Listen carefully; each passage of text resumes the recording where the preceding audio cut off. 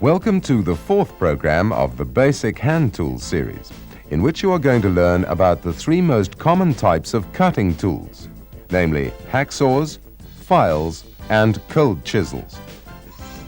It is suggested that you watch one section of the program at a time and then practice the use of each tool.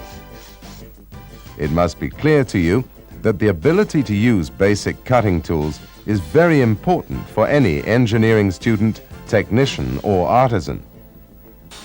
The program is designed to show you the most common tools and techniques for cutting and shaping metal. Following the recommended methods and putting them into practice will ensure that you get off to a good start and learn to produce high-quality work. So let's begin with the most common of all cutting tools, the hacksaw. Hacksaws in various shapes and sizes are designed to enable us to cut through metal and modern synthetic compound materials.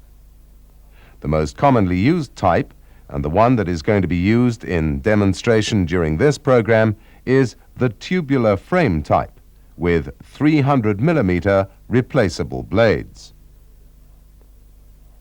Various types of blades are available and are selected according to the type of material being cut, the thickness of material, and the location of the work being cut.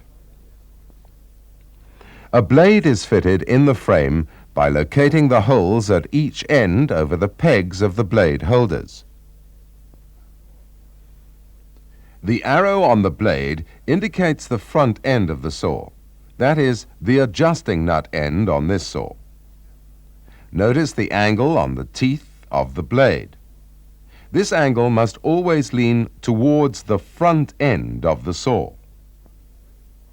Before use, the blade must be tensioned by first turning the wing nut to take up the slack, and then turning a further 3 full turns only. It is suggested that you now practice fitting a blade into your particular hacksaw, after which you will learn how to correctly select a blade.